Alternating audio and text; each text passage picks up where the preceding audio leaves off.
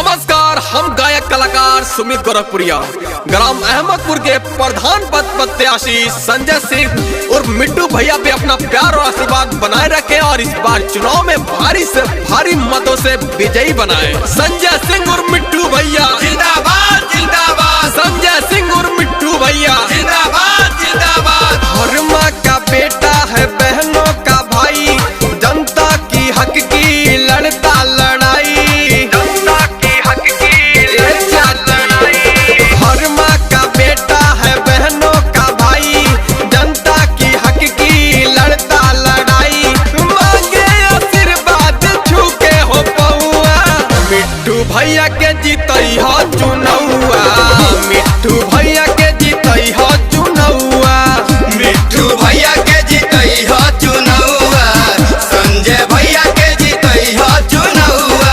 जन्म लिया इस मिट्टी में, कर्ज भी चुकाना है, साथ आपका हो फर्ज ये निभाना है। हमारा प्रधान कैसा हो, मिट्टू भैया जैसा हो, हमारा प्रधान कैसा हो, मिट्टू भैया जैसा हो। अब की बारी मिट्टू भैया, अब की बारी मिट्टू भैया, गाँव का विकास कराना है, मिट्टू भैया को जिताना है।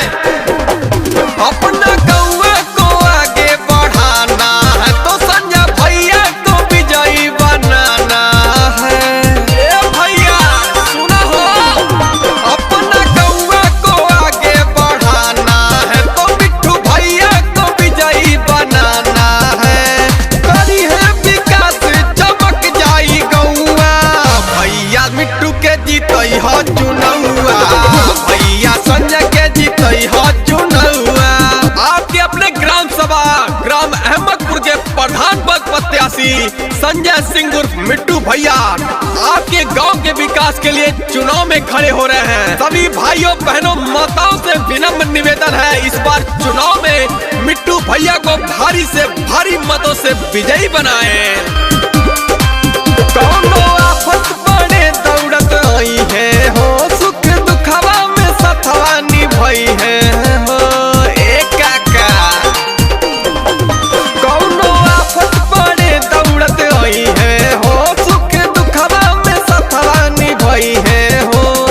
हाथ जोड़ कहता रउआ बेटौआ, मिट्टू भैया के जीतई हो चुनौआ, संजय भैया के जीतई हो चुनौआ, मिट्टू भैया के जीतई हो चुनौआ, संजय भैया के जीतई हो चुनौआ।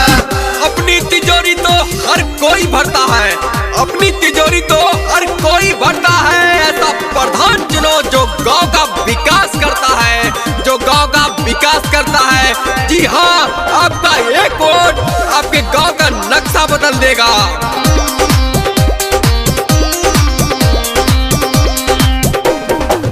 मंदिर मस्जिद दोनों बनवाए हैं, लॉकडाउन में राशन बंटवाए हैं। ए चाची सुना हो, मंदिर मस्जिद दोनों बनवाए हैं, लॉकडाउन में राशन बंटवाए हैं। दीही ध्यान हवे रउआ बेटौआ, भैया मिट्टू के जीतई हो चुनौआ, भैया संजय के जीतई हो चुनौआ, मिट्टू भैया के जीतई हो चुनौआ, संजय भैया के जीतई हो चुनौआ। जिंदाबाद जिंदाबाद, संजय भैया जिंदाबाद। अब की बारी मिट्टू भैया, अब की बारी संजय भैया, हमारा प्रधान कैसा हो, संजय भैया जैसा हो। जब जीती है चुनौआ विकास करी है, सब योजना मिली आवास पास करी है। ए बाबा जब जीती है चुनौआ विकास करी है, सब योजना मिली आवास पास करी है। संजय सिंह नाम हवे मिट्टू कहे गौआ, भैया संजय के जीतई हो चुनौआ, मिट्टू